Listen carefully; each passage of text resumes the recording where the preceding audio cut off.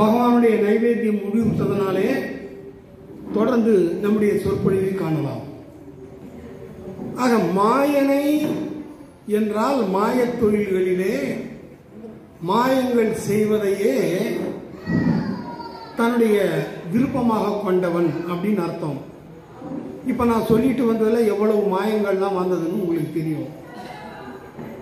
மண்ணும் வடமதுரை மைந்தனை, சிறப்புக்கு உரியதான வடமதுராவிலே பிறந்த மைந்தன், வலிமை மிக்கவன் அப்படின்னு அர்த்தம். அப்போ பாருங்க, ஆண்டாள் நாச்சியார் வெறும் மதுரான்னு சொல்லாம வடமதுரைன்னு சொல்றாங்க. ஏன்னா தெற்கே ஒரு மதுரை இருக்கிறது. இப்ப மதுரான்னு போட்டா எந்த மதுரான்னு தெரியாம போயிடுன்றதுக்காக வடமதுரை மைந்தனை அப்படின்னு சொல்றாரு. அப்படின்னா மண்ணுன்னா சிறப்பு மிக்க அப்படின்னு அர்த்தம். எப்படி சிறப்பு வடமதுரைக்கு? இப்ப எங்க இருக்கு வடமதுரை? உத்தரப்பிரதேசத்துல இருக்கு.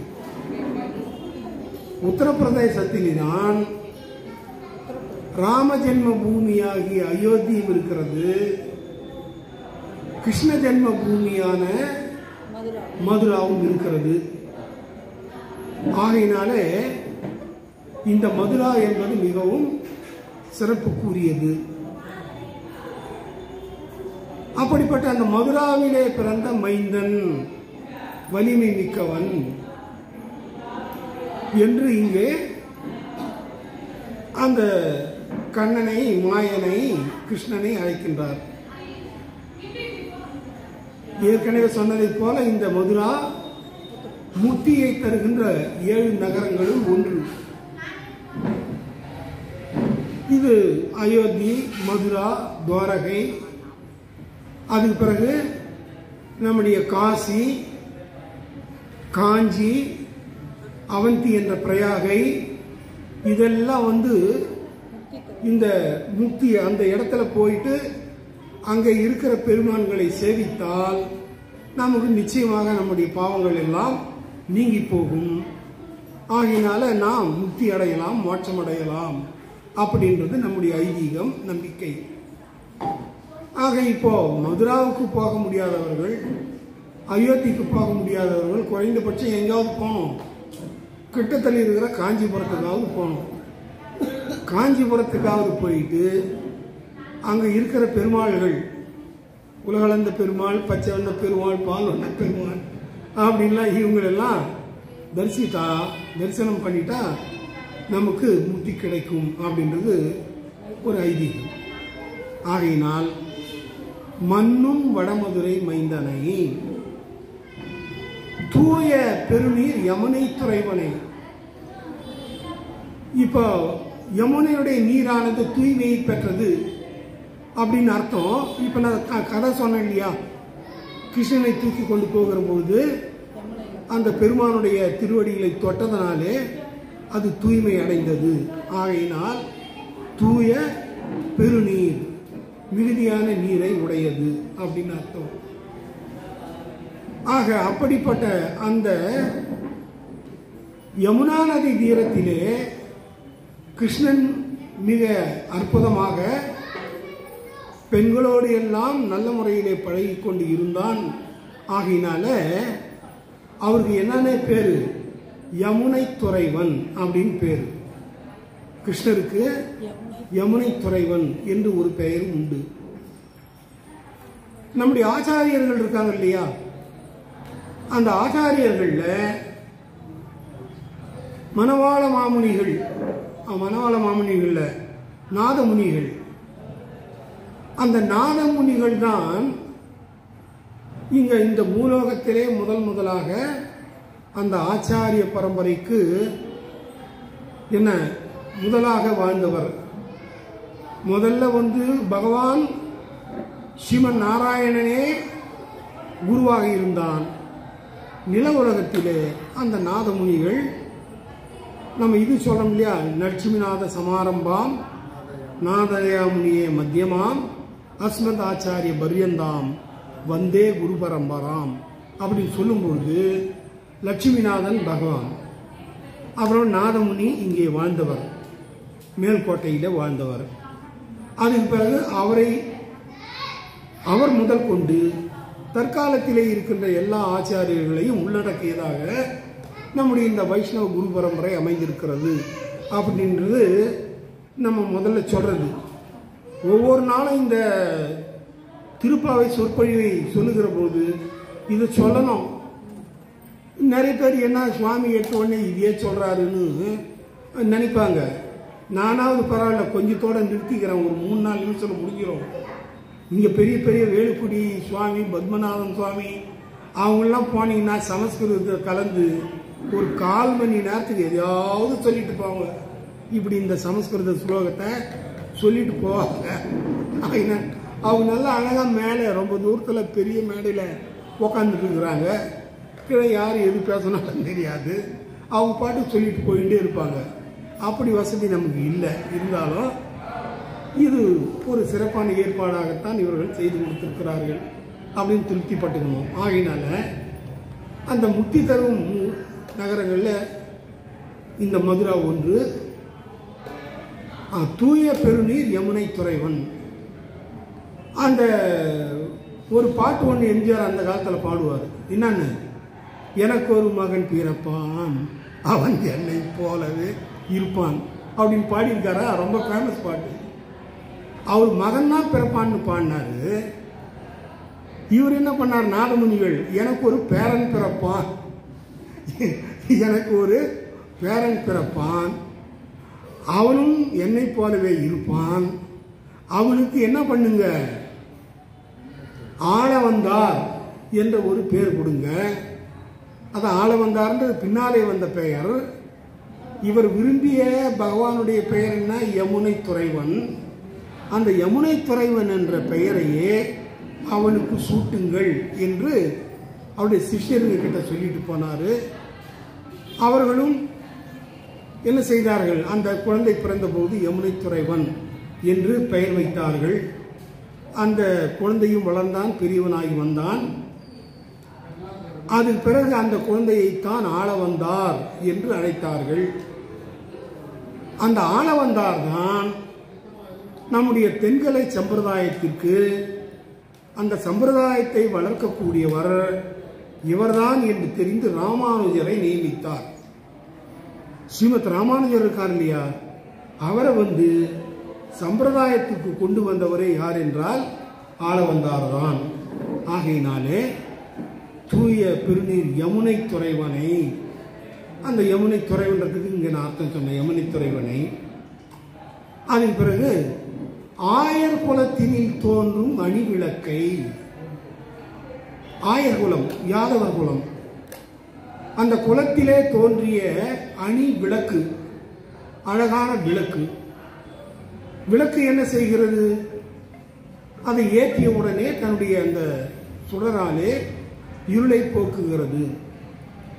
அதுபோல கிருஷ்ணர் ஆயர்பாடிக்கு நந்தகோபன் யசோதை குமாரனாக வளருவதற்கு முன்பாக இந்த ஆயர் குலமானது மிகவும் சீரழிந்து போயிருந்தது. ஏன்னா யயாதி அப்படின்னு ஒருத்தன் இருந்தான். அவன் சுக்கராச்சாருடைய மகளை மணந்து கொண்டு வாழ்ந்தவன். அவனுக்கு ஒரு ஆசை, ரொம்ப சிற்றின்ப நாட்டம். ஆகினால இந்த சிற்றின்பத்திலே நாம் நீண்ட காலம் தன்னுடைய மனைவியோடும் மற்றவர்களோடும் கூடி வாழ வேண்டும் என்ற ஆசை ஏற்பட்டதுனால அதுக்கு ஏதாவது வழி இருக்குமான்னு சொல்லி நினைச்சிட்டு அப்படியே ஒரு காட்டு பக்கம் போனான் ராஜா. அங்க ஒரு முனிவனை பார்த்து அந்த முனிவன் கிட்ட தன்னுடைய கருத்தை சொன்னார். என்னன்னு, இது போல எனக்கு ஒரு ஆசையா இருக்கு அப்படின்னு. உடனே சரி, நீ உனக்கு ஒரு மந்திரம் சொல்லி தருகிறேன், அந்த மந்திரத்தை பயன்படுத்தி நீ யாரிடமாவது இளம் வயதிலே இருக்கின்றவர்களை பார்த்து உன்னுடைய இளமைத்தன்மையை எனக்கு கொடுத்து விடு, நீ என்னுடைய இந்த முதுமைத்தன்மையை கிழத்தன்மையை ஏற்றுக்கொள், நான் இந்த உலகத்திலே எல்லா சிற்றின்பத்தையும் ஆண்டு அனுபவித்து விட்ட பிறகு எனக்கு போதும் என்ற திருப்தி வந்தவுடனே நான் உன்னுடைய இளமை மீண்டும் திருப்பி தந்து விடுகிறேன் என்று அப்படி ஒரு உபாயத்தை சொல்லி அனுப்ப இவனும் வந்து என்ன பண்ணான், அவனுக்கு 5 குழந்தைகள். அதில் முதல் பையன் பேரு தான் யது. அந்த யது கிட்ட வந்து, என்ன மகனே, எனக்கு இந்த உலக அனுபவத்தை இன்பத்தை மேலும் அனுபவிக்க வேண்டும் என்ற ஆசை இருக்கிறது, ஆகையினாலே உன்னுடைய இளமை எனக்கு கொடுந்த உடனே அவன் அதெல்லாம் முடியாது அப்படின்ட்டான். அது பிறகு 4 பேரையும் கேட்டால் அவர்களும் மறுத்து விட்டார்கள். கடைசியாக இருந்த புருன்ற பையன் மட்டும் ஒத்துக்கணும். ஆகினால கோபம் வந்த இந்த அரசன் என்ன பண்ணா, நீ எனக்கு இளமையை தரமாட்டேன் என்று சொன்னீர்கள், என்னுடைய கடைசி மகன் தான் கொடுத்தான், ஆகையினாலே உங்களுக்கெல்லாம் நாட்டிலே பங்கும் இல்லை பாகமும் இல்லை என்று அந்த கடைசி பையனை ராஜாவாகிட்டான். ஆகையினாலே நியாயமா என்ன பண்ணணும், யாருக்கு கிடைச்சிருக்கணும் இந்த சாம்ராஜ்யம்? யதுவுக்கு கிடைத்திருக்க வேண்டும். யதுவுக்கு கிடைத்திருந்தால் யதுகுலம் மிகுந்த மகிழ்ச்சியோடு இருந்திருக்கும். ஆக கிடைக்காததனாலே வளர்ச்சி இல்லாமல் மங்கி போயிருந்த அந்த யாதவ குலத்திற்கு தன்னாலே ஒரு சிறப்பு கிடைக்க வேண்டும் என்று நினைத்து பகவான் அந்த யாதவர் குலத்திலே வந்து யசோதைக்கும் நந்தகோபனுக்கும் மகனாக வந்து அங்கே வாழ்ந்து கொண்டிருக்கிறார். ஆகையினாலே ஆயர் குலத்தினில் தோன்றும் அணி விளக்கை. அதுக்கடுத்தது தாயை குடல் விளக்கம் செய்த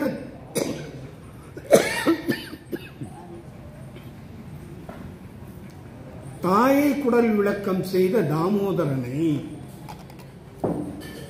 அதாவது ஒரு பெண் இருக்கிறார் என்றால் அந்த பெண் தன்னுடைய வாழ்க்கையை முழுமையாக அடைந்திருக்கிறாள் அப்படின்னா அதுக்கு என்ன அடையாளம்னா, திருமணம் புரிந்து கொண்டு ஒரு குழந்தையாவது பெற்றெடுக்க வேண்டும்.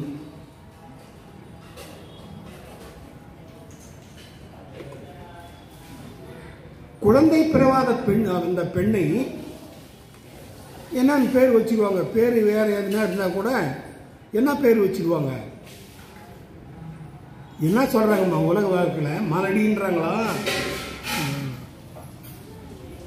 அப்படி ஒரு பேர் வச்சு ஒரு ஸ்டாம்ப் குத்தி இன்னும் இந்த பொண்ணுலாம் எங்கேயும் போக முடியாது.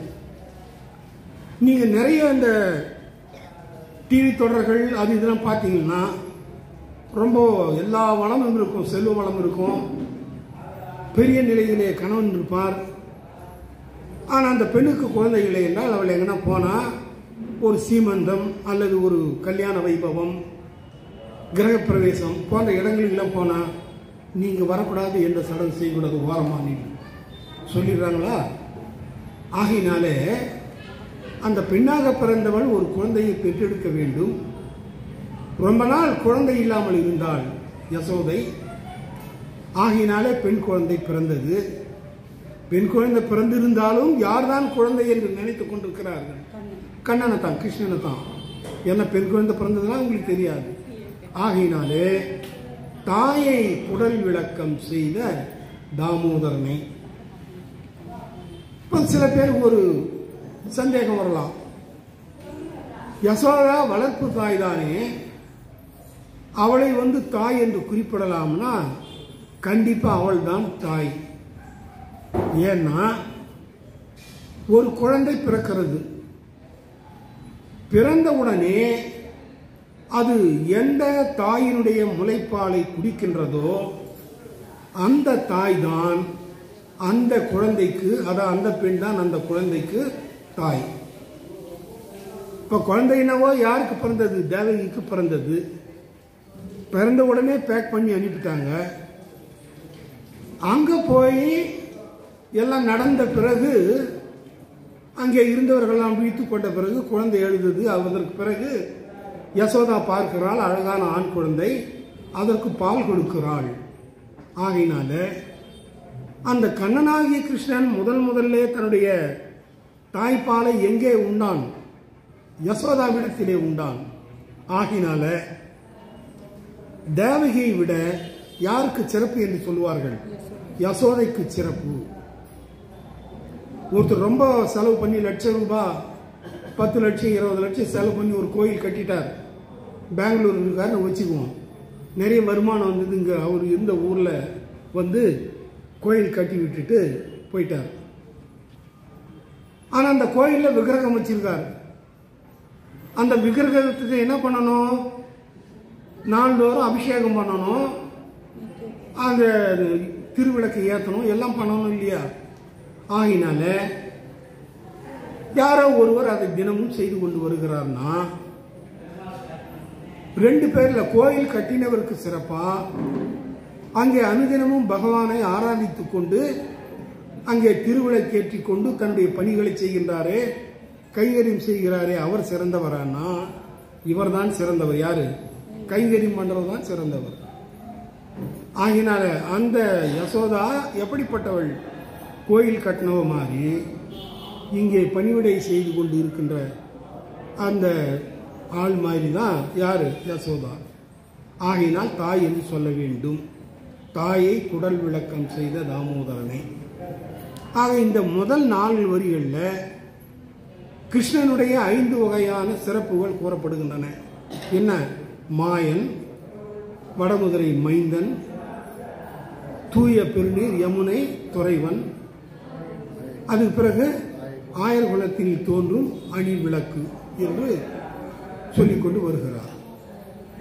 அதுக்கு அடுத்த 4 வரிகளை பார்க்கின்ற பொழுது அந்த இப்படிப்பட்ட பகவானை நாம் என்ன செய்யணும்னா, தூயோமாய் வந்து தூமலர் தூவி தொழுது வாயினால் பாடி மனதினால் சிந்திக்க போய பிழையும் உதருவன்றனவும் தீனில் தூசாகும் செப்பேரோர் எம்பாவாய் என்று அந்த பாசுரத்தை முடிக்கின்றார் ஆண்டாள் நாச்சியார். ஆக மேலே கூறப்பட்ட அந்த சிறப்புகளை எல்லாம் உடையவனாகிய அந்த கண்ணபெருமானை நாம் எல்லாம் சென்று வணங்க வேண்டும். அதாவது இந்த பாடலிலே வந்து அர்ச்சாவதார நிலை கூட கூறப்படுகிறதுன்னு பார்த்தோம். இந்த நாட்டிலே எந்த நாடாக இருந்தாலும் அங்கே இருக்கின்ற கோயில் என்று இருந்தால் அதிலே வைக்கப்பட்டு இருக்கின்ற கடவுளின் திருமேனிக்கு தான் என்னன்னு பேரு? அர்ச்சாவதார மூர்த்தி அப்படின்னு பேரு. அப்ப இந்த திருக்கோயில் பொறுத்தவரையில யார் இங்கே அர்ச்சாவதார மூர்த்தி? வரதராஜ பெருமாள் அர்ச்சாவதார மூர்த்தி. வேற எங்கன்னா போனீங்களா? லட்சுமிநாத, என்னது கிருஷ்ணர், ரோகிணி, சரி, அப்படி ஒரு பேர்ல மாறின்னு போகும். கிருஷ்ணர் கோயில் கூட எத்தனையோ இருக்கு. ஆக அப்படி அந்த அர்ச்சாவதார மூர்த்தியை நாம் வணங்க வேண்டும். வணங்கணும்னா தூயோமாய் வர வேண்டும். பாருங்க, தூய்மையாக வரணும்னா என்ன அர்த்தம்? குளிக்கணும்னு அர்த்தம். அதாவது எதுக்குன்னா, அந்த குளிர் இல்லாமல் நீராடாமல் எதையும் செய்யக்கூடாது. அதை விட்டுட்டு நீ என்ன பண்ணாலும் அன்ஃபிட், அது வந்து நிறைவேறாமல், டேய் அதுக்கு தாண்டா உங்களை சேர்க்கறது இல்லை. ஏமா ஓ நீங்களா? சரி இருங்க. ஆகினாலே தூயமாய் வந்து அதுக்கு பிறகு தூமலர் தூவ வேண்டும். நல்ல மலர்களை எல்லாம், தூய்மையான மலரை எடுத்துக்கொண்டு வர வேண்டும். அப்ப தூய்மையான மலர்னா நிறைய ஒரு கூட புஷ்பம் எடுத்துன்னு வந்து என்ன பகவானை ஆராதிக்க வேண்டுமா, அர்ச்சனை பண்ண வேண்டுமா? இல்லை. கையிலே கிடைத்த ஏதாவது ஒரு சிறு இலை அல்லது சுத்தமான தண்ணீர் அல்லது ஏதாவது ஒரு பழம், இதை வைத்தாலே பகவான் அதை உள்ளன்போடு ஏற்றுக்கொள்ளுவான். பத்திரம் புஷ்பம் பலம் தோயம் யோமே பக்தியா பிரயச்சதி ததகம் பக்தம் பக்ருதம் அச்சனாமி பிரியதாத்மனக என்று கிருஷ்ணர் சொல்லுகிறார். பிரியதாத்மனக பிரியத்தோடு ஆத்மார்த்தமாக பத்திரம், அத ஒரு பத்திரம்னா இலைன்னு அர்த்தம், இங்க துளசி இலைன்னு அர்த்தம். இவருக்கு துளசி இலைன்னா அவருக்கு வில்வ இலை. அது அவங்கவுங்க எந்த சாமி கும்பிட போறாங்களோ அதுக்கு தகுந்த மாதிரி மாற்றிக்க வேண்டியதுதான். இதில் எதை கொடுத்தாலும் நான் ஏற்றுக்கொள்ளுவேன் என்று பகவான் கிருஷ்ணன் தன்னை பற்றி அர்ஜுனனுக்கு கூறுகின்ற அந்த கீதா உபதேசத்திலே கூறுகிறார். ஆகையினால் தூயோமாய் வந்து அந்த தூமலர் தூவி, தூவறதுக்கு இல்லைன்னா கொண்டு போய் பகவானுடைய பாதத்திலே சேர்த்து விட வேண்டும். அது தூமலர் தூவி தொழுது வணங்க வேண்டும். அப்ப வணங்கணும்னா நம்ம பெரும்பாலும் என்ன பண்றோம், கண்ணை மூடிட்டு ஏதோ நமக்கு வேண்டிய வரத்தெல்லாம் கேட்கிறோம். ஆனால் பகவான் முன்னாலே கண்ணை மூடிக்கொண்டு அவர் தரிசனம் பண்ணக்கூடாது. நல்லா திறந்து பாருங்க, கண்ணை திறந்து பாருங்க. ஏழுமலையான் தரிசனத்துக்கு போறோம், ஜரகண்டின்னு அரை நிமிஷத்துல பிடிச்சி தள்ளிடுறோம். அங்க போய் கண்ணை என்ன போறாரு பிடிச்சி தள்ளிடுவோம். அந்த அரை நிமிஷத்துல வந்து என்ன பண்ணணும், அந்த பகவானை அனுபவிக்க வேண்டும். அவருடைய காலிலிருந்து அதை கீழே உச்சி உள்ளங்கால் முதல் உச்சி வரையில ஒரு கிளான்ஸ் அப்படி பார்த்துடணும். பார்த்துட்டு அது பிறகு அந்த பாதத்தை நாம் சரணாகதி அடைந்து பகவானே ஏழுமலையானே எங்களை காப்பாத்து அப்படின்னு வேண்டின்னு வரணும். அங்க போயிட்டு கண்ண மூடி ஒன்றும் பயன்றிருக்காது, எந்த கோயிலா இருந்தாலும். அதனால நம்முடைய கொடகண்டி மையாமிகு புருஷோத்தமா அப்படின்றாரு அன்னமாச்சாரியார். என்ன சொல்றாருன்னா, உன்னை கண்குளிர கண்டேனடா புருஷோத்தமான்னு சொல்றாரு. புருஷோத்தமன்றது யாரு? பகவான். அன்னைக்கு பார்த்தவே ஓங்கி உலகளந்த உத்தமன், அந்த உத்தமன் தான் யாரு? புருஷோத்தமன், புருஷர்களிலே உத்தமன். சரிதானா? கொடகண்டி மையாமிகு புருஷோத்தமா மம்மு நடவக வையக கோனேட்டி நாயடா அப்படின்னு பாடுறார். அந்த கோனேரி தீர்த்தத்திலே இருக்கின்ற அரசனே உன்னை நான் கண்குளிர கண்டேன் அப்படின்னு பாடுறார். அப்படி கண்களாலே பருக வேண்டும், அப்படி நாம் செய்ய வேண்டும். அப்ப தொழுது என்கிற பொழுது மனதிற்குள்ளே தொழுகிறோம். அதே நேரத்தில் அவனுடைய திருநாமங்களை நாம் என்ன பண்ணணும், வாயார ஓத வேண்டும். 1000 திருநாமங்கள் பகவானுக்கு இருக்கின்றன. ஆகினாலே அவருக்கு சகஸ்ர நாமாதாரி அப்படின்னு சொல்றோம். சகஸ்ரம்னா 1000. இந்த 1000 பெயர்கள்ல எது தெரிஞ்சாலும் எல்லாருக்கும் கண்டிப்பா கோவிந்தா தெரியும். அந்த கோவிந்தா வந்து கோவிந்தா கோவிந்தா கோவிந்தான்னு சொன்னா கூட போதும். கோவிந்தா கோவிந்தா கோவிந்தா கோவிந்தா காப்பாத்துப்பா கோவிந்தா கோவிந்தா அது கூட சொல்லாம சில பேர் என்ன பண்ணுவாங்களே, இந்த யாகம் செய்யறாங்க பாரு, அதுல வந்து 2-3 பேர் நல்லா யாகம் செய்யறதுக்கு அந்த மந்திரங்கள்லாம் ஓதுவாங்க. அப்ப கூட பின்கோஷம் போடுறதுக்குன்னு ஒரு 5-6 பேர் கூப்பிடுவாங்க. அது அவர் சில பேர் என்ன பண்ணுவான், கோவிந்தான்னு சொல்றதுக்கு கூட கஷ்டப்பட்டுட்டு கோவிந்தான்னு எல்லாம் கோவி சொல்லும் போது இந்தா இந்தா கோவிந்தான்னு சொல்லாம இந்த எல்லாரும் கோவிந்தும் போது இவங்க கூட இந்தா அவ்வளோ சாம்பலா சில பேர் இருப்பாங்க. அப்படிலாம் இருக்கக்கூடாது. ஆக நாம சங்கீர்த்தனம் செய்ய வேண்டும். பகவான கேசவா நாராயணா மாதவா ஏன்னா மதுசனா விசேஷா வெங்கடேசா அப்படின்னு தெரிஞ்ச மந்திரங்களை சொல்லி பேர் பாட வேண்டும். அப்படி தூயோமாய் வந்து தூமலர் தூவி தொழுது வாயினால் பாடி, அந்த வாயினால் பாடுறதுதான் அந்த நாம சங்கீர்த்தனம் கீர்த்தனம். மனதினால் சிந்திக்க, ஆக அதை முடிச்சுட்டு வெளியே வந்த பிறகு நம்ம மனதினாலே சிந்திக்க வேண்டும். ஸ்மரணம் ஸ்மரணம் செய்ய வேண்டும்.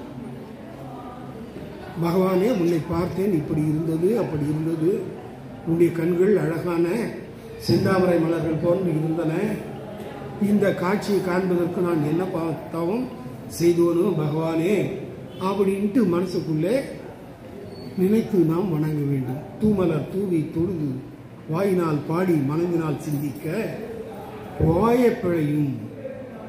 நாம் செய்த பாப காரியங்கள் எல்லாம் என்ன ஆகும்? முடிந்து போகும்.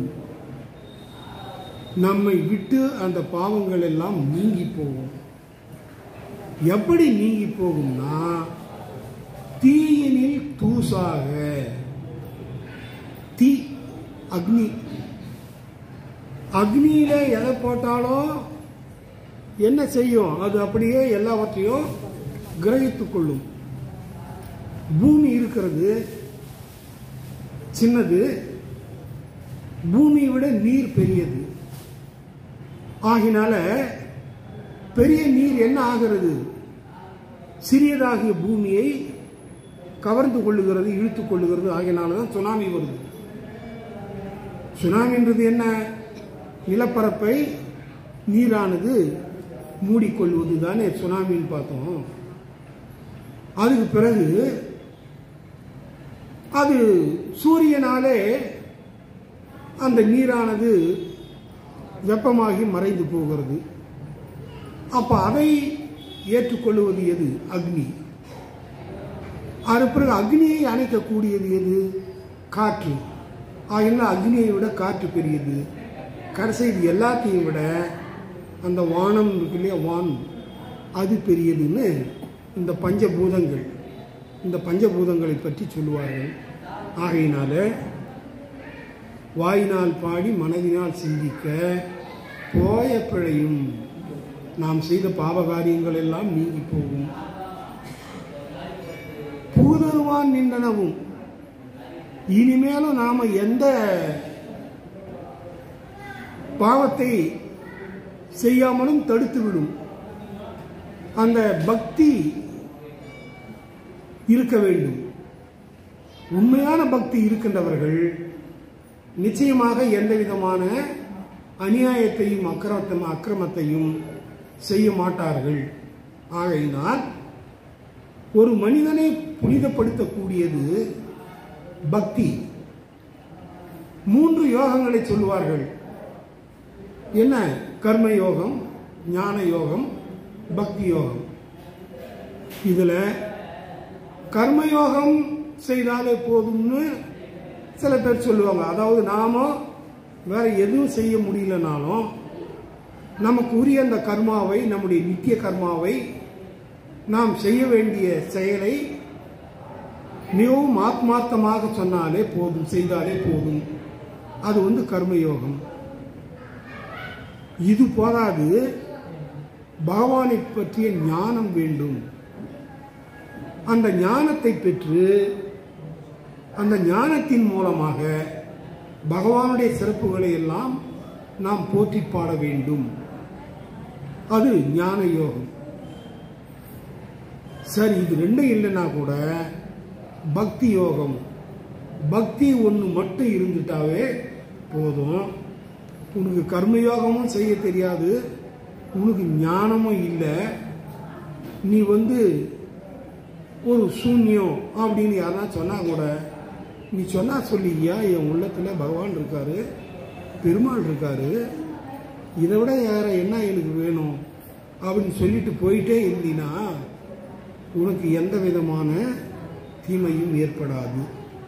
ஆகையினாலே தூயமாய் தூமலர் தூவி தொழுது வாயினால் பாடி மனதினால் சிந்திக்க போய பிழையும். பகவானை அல்லது ஒரு ஆச்சாரியனை சரணாகதி அடைவதற்கு முன்பாக நீ எப்படிப்பட்ட பாவத்தை செய்திருந்தாலும், அதர்மத்தை செய்திருந்தாலும் அந்த பாபகாரியங்களை எல்லாம் நீக்கி விடுவான் பகவான். மேலும் எந்த விதமான பாவங்களும் செய்யாமல் தடுத்து விடுவான். நாம் செய்த அந்த பாவகாரியங்கள் எல்லாம் என்னாகும்? தீயினில் தூசாகும். அந்த தீயிலே விழுந்த தூசு பெரிய கட்டையே அது எரித்து பஸ்மமாக்கி விடுகிறது என்றால் தூசு ஏமாத்திரம் அது தூசாவே விழும்போதே அப்படியே எரிந்து போயிடும். ஆகையினால நாம் நம்முடைய அந்த பாவங்களை எல்லாம் போக்கிக் கொண்டு நாம் செய்த அதர்ம காரியங்களை எல்லாம் நீக்கிக் கொண்டு அங்கே சிறப்பாக இந்த நில உலகத்தில் வாழ வேண்டுமானால் அந்த மாயனாகவும் வடமதுரை மைந்தனாகவும் எல்லாம் இருக்கின்ற அந்த கண்ணபெருமானை நாம் வாழ்த்தி வணங்குவோம் என்று ஆண்டாள் தலை கட்டி கொண்டு சென்ற அந்த பெண்கள் இங்கே சொல்லுகிறார்கள், வேண்டுகிறார்கள். ஆக இன்றைய பாசுரத்தினுடைய அந்த அர்த்தம் சிறப்பம்சம் இதோடு முற்றுப்பெறுகிறது. இன்றைக்கு நம்முடைய மாதவன் ராமானுஜதாசர் சமையல அவருடைய பையனுக்கு பிறந்த நாள் ஆகினால் இன்னைக்கு அவர் நமக்கு அந்த பிரசாத உபயம் தருகிறார். பிரசாதம் மட்டும் கிடையாது, அந்த பூஜா செலவுகள் இருக்கு இல்லையா, அந்த பூஜா செலவுகளும் அவர் தான் செய்கிற மாதிரி நீங்கள் இது பண்ணீங்க சரியா போகும். ஏன்னா முழுமையாக அவர் செஞ்சிடணும். ஆகையினால் அவருக்கும் இங்கே வந்திருக்கின்ற அவருடைய மனைவியார் அவர்களுக்கும் நன்றியை சொல்லி அந்த பையன் பிஇ படிச்சுட்டு இருக்கான், 2வது வருஷமா. அவன் நல்ல முறையில் தேர்ச்சி பெற்று வையத்துள் வாழ்வாங்க வாழ வேண்டும் என்று உங்கள் சார்பாக கேட்டுக்கொண்டு அமைகின்றது.